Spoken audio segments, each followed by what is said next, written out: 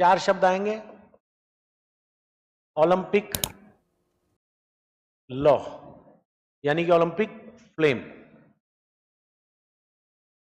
Olympic torch यानी कि Olympic मशाल, ओलंपिक टॉर्च रिले यानी कि मशाल रिले, और ओलंपिक कॉल्ड्रॉन यानी कि बड़ी कढ़ाई।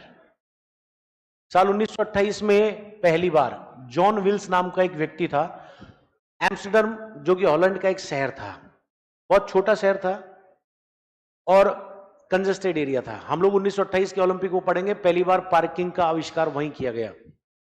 तो वहां के लोगों को यह बताने के लिए कि भाई ओलंपिक शुरू हो गए हैं और इस स्टेडियम में ओलंपिक चल रहे हैं, पहली बार एक बड़े टावर के ऊपर उस स्टेडियम में ओलंपिक लॉ जलाई गई। क्या जलाई गई?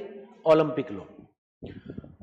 1936 का ओलंपिक हुआ और जिस कार्ल जुंग को हमने अभी पढ़ा, इसी कार्ल जुंग ने ये सलाह दी कि ओलंपिक लॉ आप जो जला रहे हो, उससे पहले एक एथलीट को ओलंपिक टॉर्च के माध्यम से, यानी कि हाथ में उसके एक मशाल दे दो, स्टेडियम में पहले 400 मीटर का एक चक्कर कटवाओ और फिर इसको जलाओ।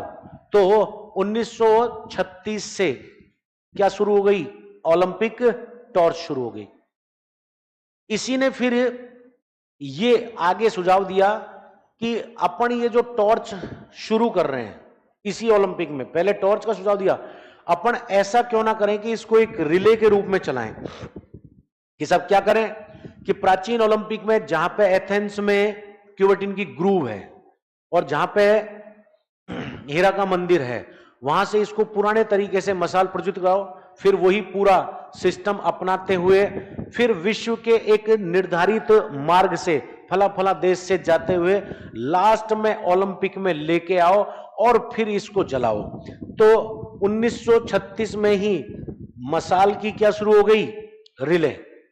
1952 हेलसिंकी ओलंपिक में कहा गया कि ये जो मशाल जल रही है, जिस प्रकार से 1928 के अंदर एक बड़े टावर पे मशाल जलाई थी, ऐसे ही क्यों ना हम लोग स्टेडियम में इस छोटी टावर से, इस छोटी मशाल से एक बड़ी कढ़ाई को जलाएं। तो 1952 में क्या शुरू हुआ? Olympic cauldron. अब इस कॉल्ड्रॉन को बाद में अलग अलग ओलंपिक में बड़ी बड़ी ऊंचाई के ऊपर ले जाकर जला दिया जाता है। इसे ही ओलंपिक लॉ कहते हैं। जिस दिन ओलंपिक का उद्घाटन होता है उस दिन जलती है और जिस दिन ओलंपिक समाप्त होता है, इसके बुझने के साथ ही ओलंपिक